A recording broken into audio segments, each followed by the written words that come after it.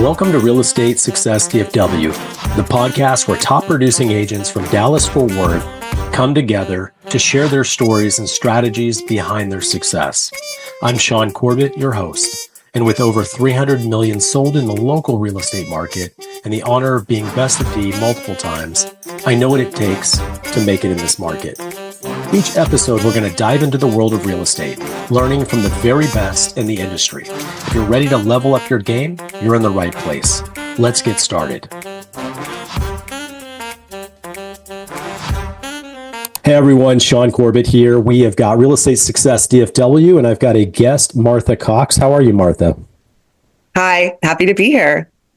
I love it. She and I are going to talk about some different things in real estate, specifically what she's passionate about and what really drives her. And I don't know if I say in a direct way, we actually have a past that we didn't know each other, but we got connected through some of our mutual friends. And I saw that she's doing really well, producing quite a bit of real estate. So I was like, you'd be a really good guest for the show. So I invited her on, and we're going to talk about, all the exciting things that she's doing. We go back from the church that I grew up going to. Her cousin is Hillary, and Hillary was a friend of mine. I've known her for many years. Hillary and Leslie, and I know, unfortunately, Leslie had passed away. And then I know both of their parents and things like that. So we go way back there, and I don't think I remember you specifically, but I know I talked to Bryce and some of these other people are like, oh yeah, no, I remember Martha. I was like, so it's pretty cool to have that kind of connection. I don't normally have that much immediate connection. Well, if you stick around in Dallas long enough, I think there's a small circle that overlaps. I've been here for 50 years. Wow. Lived all over the Metroplex. I've been here since about 85, 86. So even before that church existed, and it's definitely in its current state, that was early 2000s. But they were in an elementary school when I started going to that church. So it's been a while. All right, let's dive in. So you've been in real estate. How long have you been in real estate? It'll be 5 years in March, and I will you have to be in it for 5 years to be a broker. So I will be getting my broker's license in March. Okay. And most don't make it past 40. I mean, really, but so you've been doing it 5 years. So you're actually still pretty early in real estate. Very early. And you're still doing such great production at such an early stage. And I want to find out your secrets, right? What's your secret sauce? We're going to dive in a little bit of that too. So what makes you want to get a broker license? So it's actually really an interesting story. I am a second generation realtor. And then in addition to that, my stepmother in a different state, she was a property manager, which I'm not really interested in property management, but I'm a second generation realtor. And so my mother was at a particular brokerage for over 25 years, and I was at that brokerage for several years as well. And so I ended up talking to her about everything. And I been telling her for years that she should start her own brokerage. And once I joined up with her, we teamed up together and we started that brokerage up about 2 years ago. And it's called Morgan Realty Team. And it's really been a great decision. And so it's the journey to start up your own brokerage.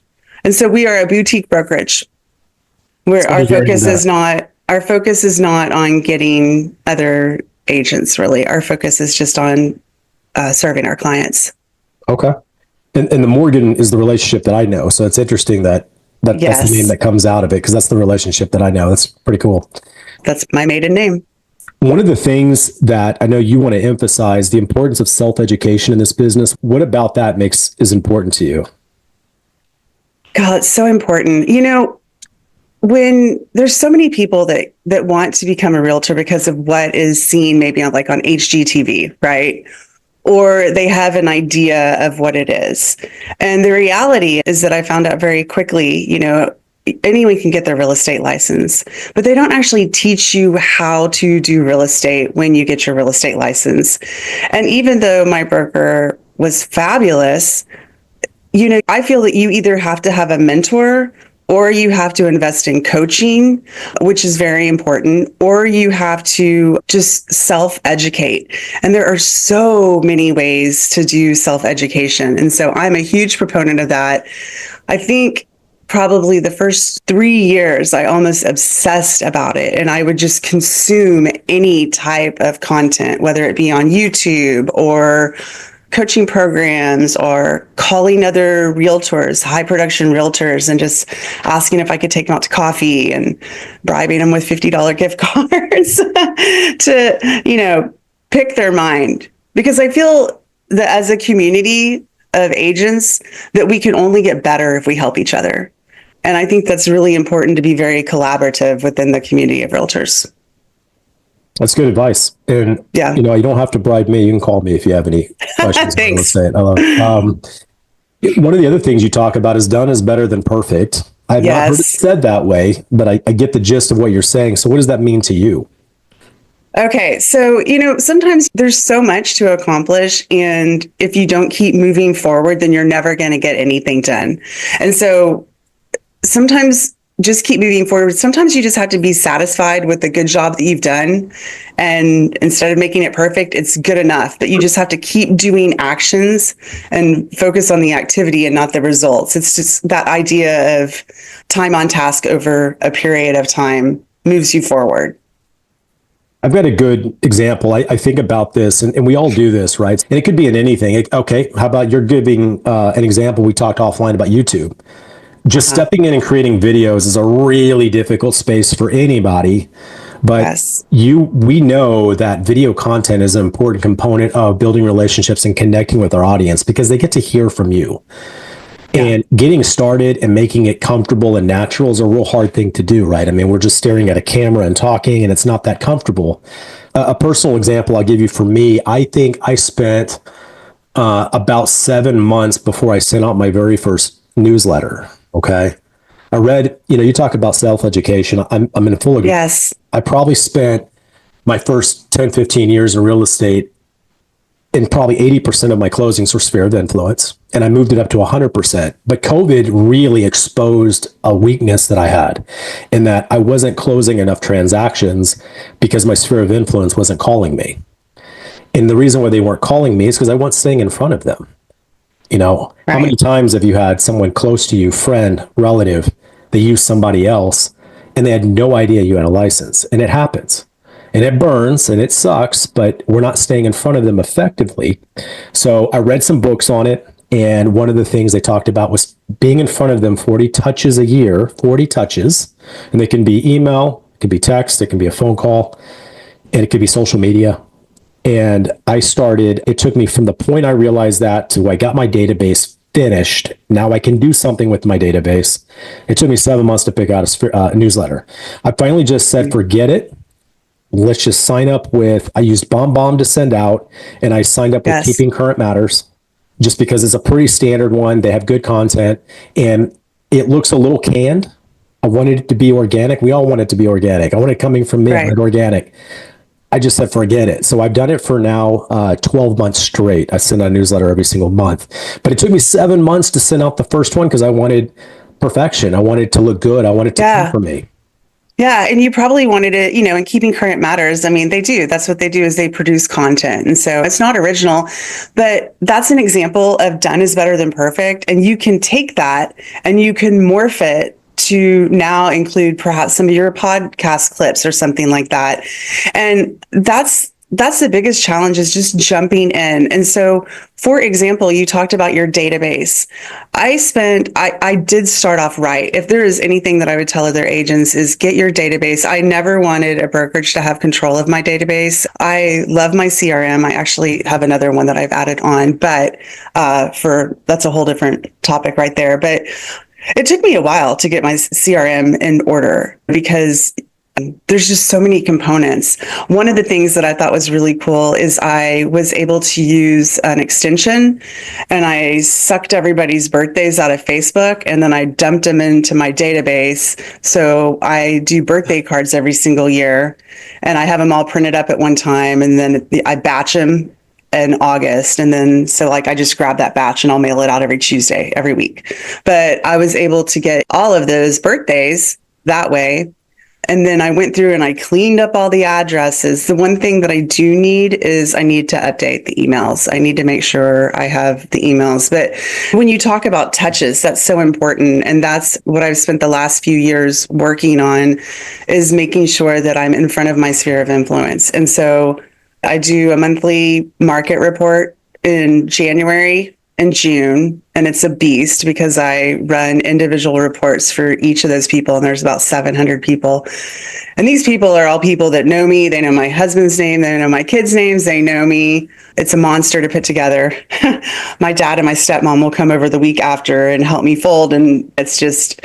So you mail them. Let's talk about that for a moment. January. Yeah. Why did you pick January and June? So they're 6 months apart. And I also did it for, people want to have some data to protest their taxes. So January is, here's how last year looked. And June is, let's use this to fight tax. Is that the gist? I'm sorry, it's in July. Yeah, I do it every 6 months. Okay, it just works out. It's every 6 months. It's just how it just works out. It's every 6 months. Yeah. Okay. Mm-hmm. Okay. And that was really interesting because you're not allowed as a realtor to do a mailing with sold prices. So I called my association and I told them what I wanted to do, because this is not just a mailing that I'm targeting a neighborhood. These are people. These are not cold relationships. These are not cold relationships. Yeah. So I got their blessing to do it. And so what I did was I went into Netris, and then I set up an individual search that goes out a mile from each person's house. And I had it run. So then I just have to click through and print off all the reports. It's very time consuming, but it's pre-set up as a search. So I have the 700 searches set up. I have it numbered and with their name and their address, so I know who it is. And you just match everything up with the quick CMA and send it off.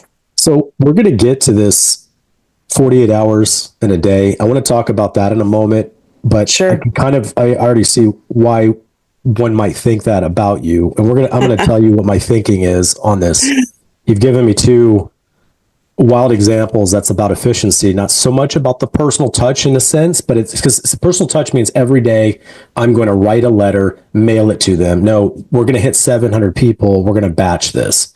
We're going to come up with a really funny birthday card. Everyone gets the same card for this year. We're going to batch it, and then we're going to create it all. It's a lot of efficiency to that, which does make it seem like you're in more places than one, right? I mean, that's kind of the gist, but I want to come back to that in a moment. Yeah, there's a video message on that card too. It's fantastic. It's incredibly detailed. I do a training on something called CMA a day. And again, if you did it twice a year, way more efficient. But what if instead you took your database, right? And there's other people that talk about dividing it out, touch 3 of them every day or whatever it works out. If you did one CMA and you did a video with it each day for everybody in your database, even just once a year, and the video would go, hey, I haven't touched base with you in a while. I wanted to send you a personal report on your neighborhood, and I want to explain a couple things about the neighborhood. You talk about 3 or 4 minutes about the CMA and how it affects them, and you get really good at it once you do it enough. That will render something, because you're very specific and targeted. They're going to listen because you're talking about them. You're talking about their neighborhood. So I did a really good video on that. It's actually on the school platform is where I have that video. So did you get that from Jimmy Burgess? Someone else created it. It was a mortgage guy. And he took it from somebody else. So that might be, he could have taken it from him. I don't know. There's Jimmy Burgess. I follow a lot of YouTubers for real estate, and his perspective when he does the format for that it's really interesting, because he starts off, and I also use Dub, which is like bomb. But anyway, he starts off and he uses like a Google Earth view at the beginning of it, and it zooms out from their house. Is the same one? Yeah, it's a cool effect, and it's like, wow, that's cool. And it's a cool video effect. Yep. So and he probably took it, the guy I'm talking with, but what he took it is now he's going to create a system with realtors and hold them accountable to doing it. So it was a lender that does this. So anyway, but that sounds a lot like what you're talking about. I love it. I started off doing that, and I found that it was just taking me a little bit more time than I wanted. And so that's why I'm doing this now. But that would be a goal. It's a great idea. It's a fabulous idea. Yeah, it'll definitely take a whole lot more of your time to do that, but the connection, it's kind of like out of the 40 touches a year, the number one highest efficiency, highest conversion rate touch is a phone call about nothing, about no real estate, about anything else.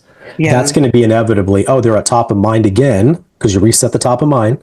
Now they've touched you. Now you hear from you. And that's going to create that conversation. Oh, by the way, I'm thinking about moving next year. Or by the way, my brother is going to be moving in. And it's incredible that how it creates that.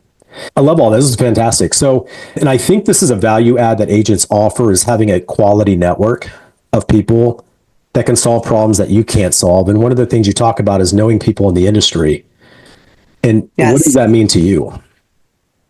So it can mean two things. I think all realtors try to have a vendor network because you want to be the person that has a guy for that. Mm-hmm. So, people joke, oh, Martha always has a guy for everything. And so I do. I've built out my vendor database of about 400 vendors.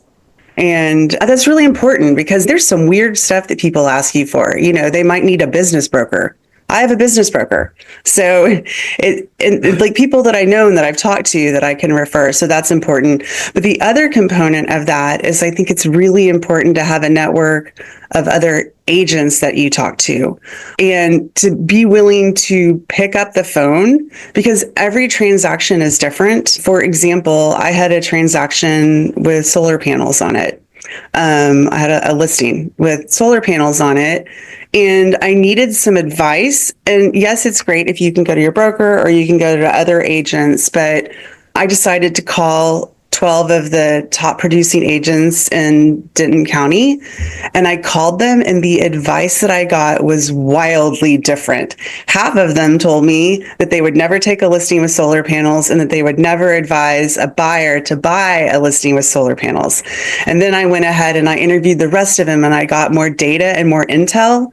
And I guess one of the ways that I like to tell my clients how this relates to me being their agent is as realtors, we all have access to the same scene data. So for example, we can go in and we can see information in the MLS and we have the data and we have the stats and we have all of that. But there's this other component of all this unseen data out there. And I think that's what makes the difference between a good agent and a great agent is an agent that is willing to go out and uncover all of that unseen data and then use that for their client's advantage.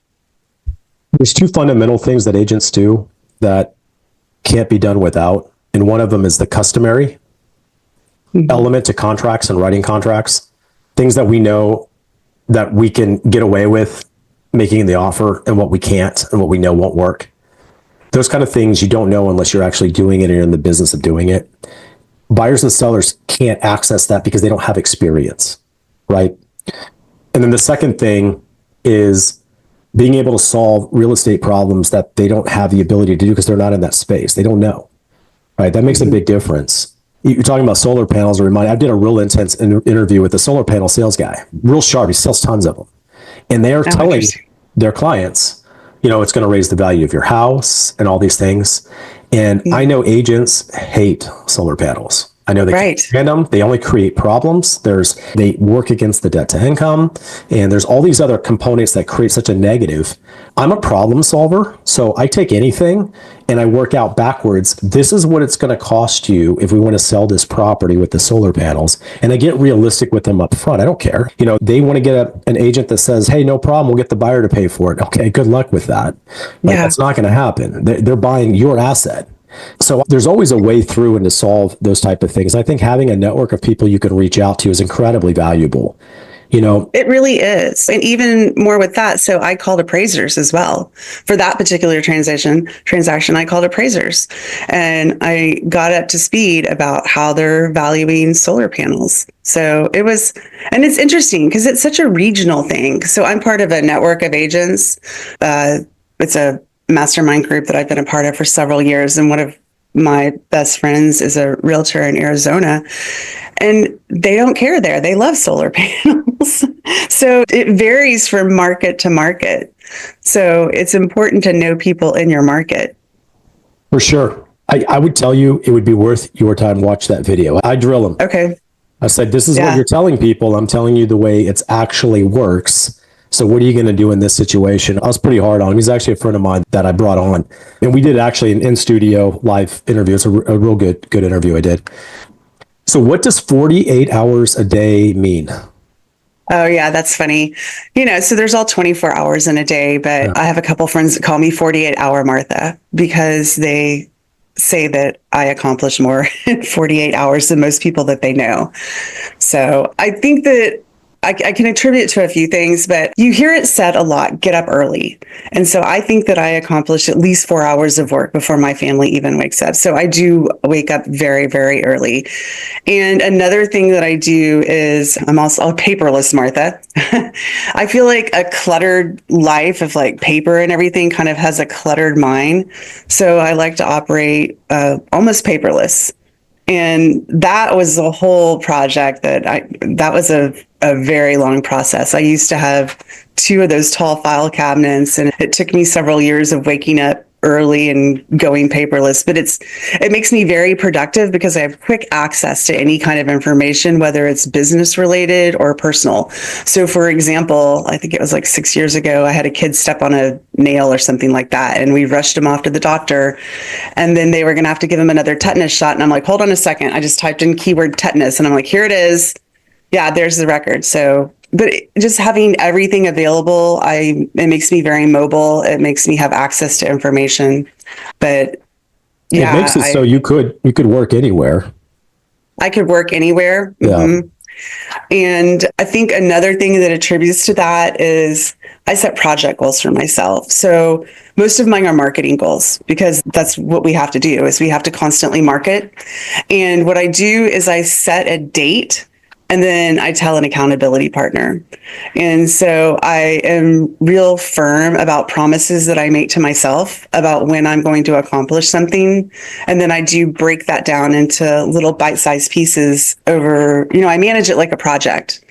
And then the way that I treat my days, and I can't remember where I learned this. I think this is a concept that has come to light a little bit more recently, but really, if there's 3 things that we can tell ourselves that we can accomplish within a day, you're going to feel like you've taken a load off of yourself because there's typically 3 pressing things that like if all you do that day is you accomplish those 3 things and you write down the top 3, then your day is pretty successful instead of pushing it off to the next day. Does that make sense? Absolutely, it does. Yeah. Yeah, something about the mindset of being optimistic is good, but it also feeling of completion is therapeutic, right? I mean, it just makes you feel like you're moving forward. And okay, so I've accomplished 3 things. So my goal is nebulous. Normally, you can't touch it or feel it every day. But if you can do goals and you can check them off, then you have a feel of completion, knowing you're working towards whatever the bigger opportunity is. Yeah. Like I was creating all these videos. I've got over 200 videos on YouTube, and I realized one day I'm going to make use of this, and I don't know what it's going to look like. And all of a sudden, the podcast thing happened and the school thing happened. I was like, wow, now I can make use of all this time and energy I put into it and give back by utilizing all that. That you have this whole library of content that can be repurposed and used for different ways. I mean, even if you intend to build out your brokerage and recruit, you can build a training catalog.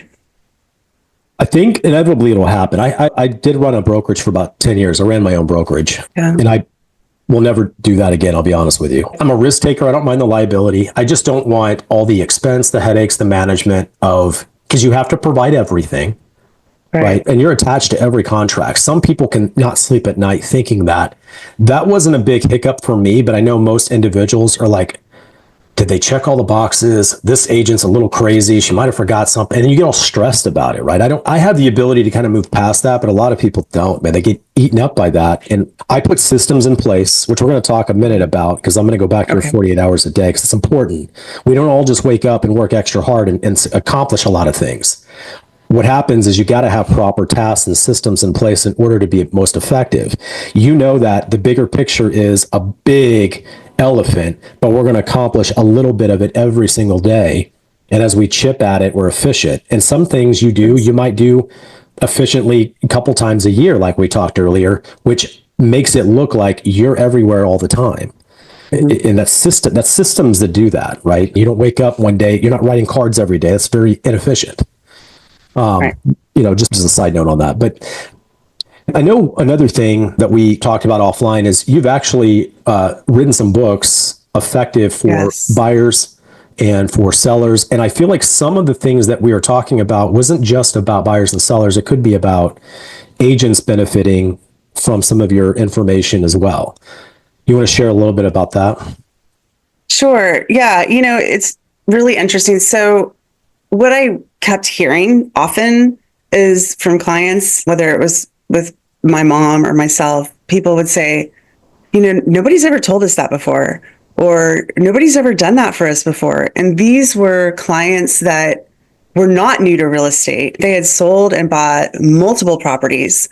And because my focus is real education based to educate my clients along the way, I was flabbergasted at some of the things they said that they never knew before, or someone hadn't told them before. So it started off as a project just to educate them, and then it just got bigger and bigger and bigger. And so I have a book about how to buy a house, and that's about 160 pages. And then there's one and it's like 8.5 by 11. So it's not like a chapter size book. And then there's one about the same size for how to sell a house. And then I have one on home staging and how to get ready for photography. And, they're not like these little promotion of yourself, because I think that's what a lot of people do when they put together a buy, a sell, or whatever. It's like this little 12-page like checklist. Like, this is really kind of nitty gritty content information teaching them about real estate, but it's done. It looks like a magazine, so it's not overwhelming for somebody. But I've had some really good feedback from that. I have a client that I just referred out that's just went under contract. I've referred out to the Austin market. I'd sold his mom's house here. And it was funny because I did take him through my buyer orientation, because I also do a buyer orientation where I educate them. And so I told him, I said, I want to educate you before I turn you over to this other agent. And I just talked to him, and he said, okay, I know, Martha, I know what process I'm at. I'm getting my clue report right now. And, he was well educated. And the other agent appreciated that. He said, you must have really told him everything to do, because he really knows how to do this, and made it easier on me. And I said, yeah, that's kind of my shtick. Yeah, the education agents are not providing buyers is certainly a lacking part of our industry. But yeah. I remember one thing that adds value for agency and what we do. And I've heard this before, well, I'm not going to say what I've heard before because it won't really land very well here. But the idea is that at some point we may not need buyer agents, or we may not need agency. And in order to replace that aspect that we built into our system, and they try to automate, right? Because contracts have gotten more complicated, not simpler. Right. It would not be a 12-page contract. It would be a 150-page contract, because there's so many nuances. If we try to automate it, you would be at it for hours answering all kinds of nuanced situations and things that agents are already built in to advise on how we set out the contract for you initially, right? So that's one of the things. There's so many different nuances that happen. Like you said in the very beginning, no contract, no transactions the same. They're all different. They all have different wants, different needs, different challenges. And I think that's really important to consider, that it's not going to be the same this time. Even if you've done 2 or 3 houses, your next one's going to be completely different than the ones you've done in the past. Get with someone that sells 20, 30 houses a year. I mean, it makes a big difference. That was one of the things that frustrated me in the beginning, because like I said, I consumed content like crazy just to learn as much as I could. And, I remember going to my mom, okay, because I always wanted a black and white answer. Like, just tell me procedurally how this works and I'll make sure it's done. And I always got the same answer. Well, it depends. And so finally, after a while, I learned, okay, it depends. It depends. And every situation is different. Yeah, you want to put it in a box. I'll check this box, but you can't always check a box because it may not be applicable, right? Because that's the relationship and the experience you've got to have built into it. I'm glad that you thought about it very linear. And if it were that linear, then we would just give you an automated form, go fill it out, and I'll make your offer, right? No, you have to be able to be a part of the process and teach. And I tell my clients this too, especially with new home buyers. Oh my goodness. A house is it's a product when you're selling it or buying it, but it's not like if you go to the grocery store and there's apples and then they run out of apples and you're like, oh, well, next week they're going to bring more apples. I'll just go get another apple. Every house is different. Every person is different. Every circumstance is different. So it's not just an apple that can replenish and you can have the same format that's going to go the same way. It's always going to be different. Absolutely, it's different. Every transaction is different, right? Yeah. You talked about a webinar for new home buyers that you do monthly. Is this like a live broadcast? How do you do them? Yeah, so I have a company that I work with. And so I have a new home buyers webinar. or it could just be a home buyer webinar. But yeah, it talks about some mistakes to avoid when buying a house. And so that right now is monthly. And then it is live. It's live and in person. And then I do have a replay that goes out afterwards. And so I've just started that for a few months ago. So I've got those scheduled and those have gone relatively well. I'm excited to see what that brings for the future. Do you partner with anyone? I mean, is this like a partnership, or you just say, you know what, I'm going to get on at this point, I'm going to promote it on Facebook, and whoever shows up gets some education? So are you talking about, like, do I have lenders on as well? Well, I don't know. How do you, I mean, most of the time, these home buyer things, a lot of times they'll have a realtor and a lender because they can both kind of be a part of the process and explain things. Right. Yeah. So the format is I teach for an hour. And then there's a Q&A session at the end. And so the Q&A can be short or long, depending on how many people are there or what the involvement is. Since I'm newer to it and I'm very much kind of a control freak on my projects when I get them launched off, I have not invited a lender. There are 2 lenders that I'm considering also to help offset the advertising, because it's all advertised through Facebook, paid ads. How many do you think jump on average? So the last 2 months are actually, it depends on how much you spend. So when you say jump on, like, are you talking about attendees? You have like 10 or 15 buyers that jump on and they just want to hear what the seminar, what do you have that come on? So they register ahead of time. So it does go to a landing page and they register. And so it depends on what your ad spend is. But my show up rate is, it depends, but typically you'll get about 30% of the people that actually attend. And then register. I've had that register. Yep. And then not this month, but the last month before that, I had, I think it was 50% booked. So they booked a consultation. Yeah. The sentiment in the general buyers is we can now look, they're more optimistic. Then October was not so optimistic. November became very optimistic. So I could see why you had a higher conversion rate on that. That's very interesting. I've never done anything like that. That's cool. And then like with Facebook advertising, you know, at the end of the year and like around the election time, like the cost goes up because everybody's competing for the same eyes. And with fair housing, Facebook ads have like 15-mile restrictions. So it's a little different. It's a different game, but that's one of my components because I think that I've really targeted in on my SOI. And so now I'm looking to branch out of that. Think you've exhausted your SOI, so now we need to build other buckets? I do. Mm-hmm. Okay. Well, we'll have to have a conversation about that. Yes. Okay. What do you feel like is your passion in this space in real estate? It's buying. I don't think we talked about earlier, you're not looking to necessarily grow and add agents and build a brokerage in that sense. You want to really fine tune and be the best you can for the buyers and sellers you target and work with. Is there a particular niche buyer or seller that really fits in that space? You know, I put a lot of thought into that. And originally because everyone says you have to have a niche, you know? And so for a while there, I thought, okay, it's going to be people buying and selling at the same time. And then I was actually even talking to someone about this last night, but I think that education is what I focus on. So it's really people that want to be educated about the process, the educated homeowner. They want to not just be told what to do, but they want to be advised and educated along the way. I love it. So you enjoy the education part of the process. And that could be, I know that doesn't niche you anywhere, but it does allow you to maybe work with people that are open to allowing you to talk to them. If you're talking education, you're probably first and second buyers, right? That's probably that would sound like would be your niche. First and second buyers, meaning either first time home buyers or they need to sell to buy. I mean, everybody should be educated, don't get me wrong, but sometimes you get to that third or fourth or millionaire plus, they don't want to hear what you got to say. They just want to do what they want to do. And it makes the education process almost condescending to them in the way they take it. So, and I'm not necessarily talking about process education. So, especially with sellers, I like to get down into the data with them. And so educate them on the data.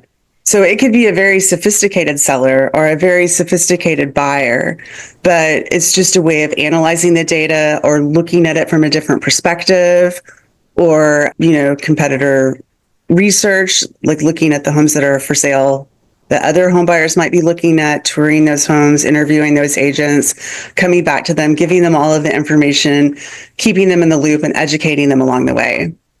And something that I've also really adopted over the last probably 2 years, which I think is phenomenal, and I've noticed a trend in what people tell me as feedback and in my reviews, is that the way that I conduct my communications with my buyers and my sellers is mainly through video communications.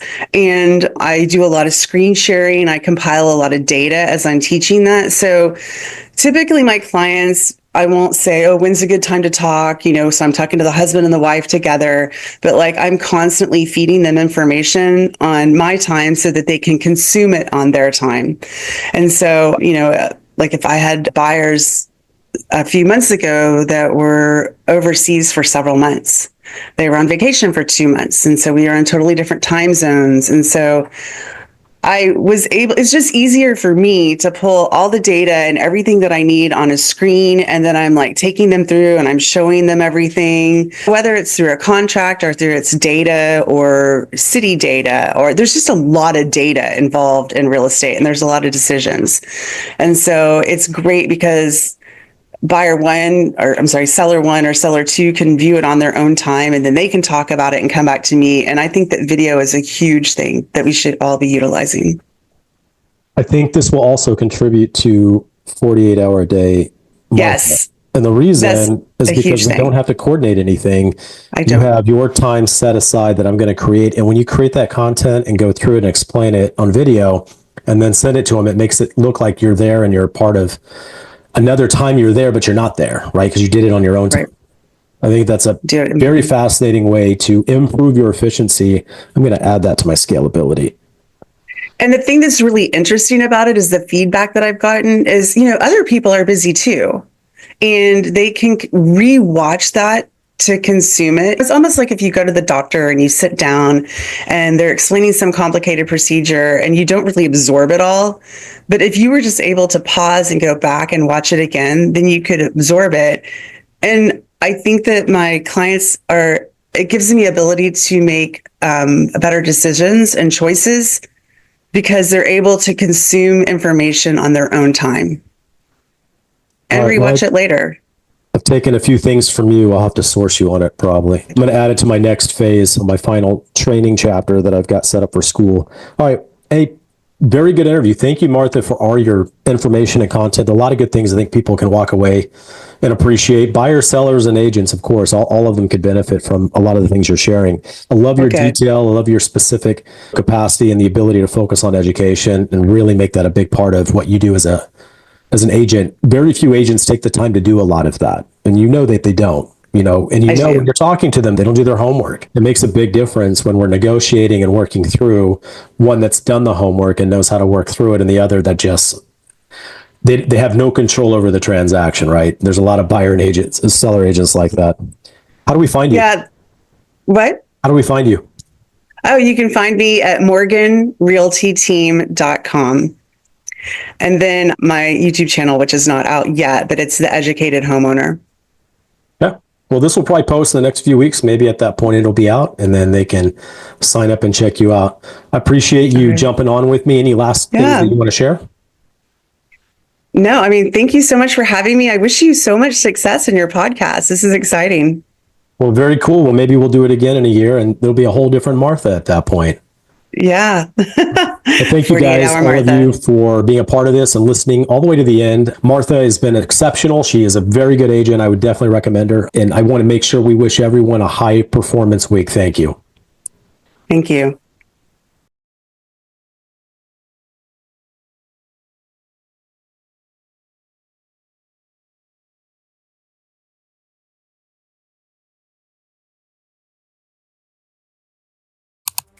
That wraps up another episode of Real Estate Success DFW. I hope you're leaving with new insights that push your real estate career forward. If you enjoyed the show, please be sure to subscribe, leave a review, or share it with fellow agents who's ready to succeed.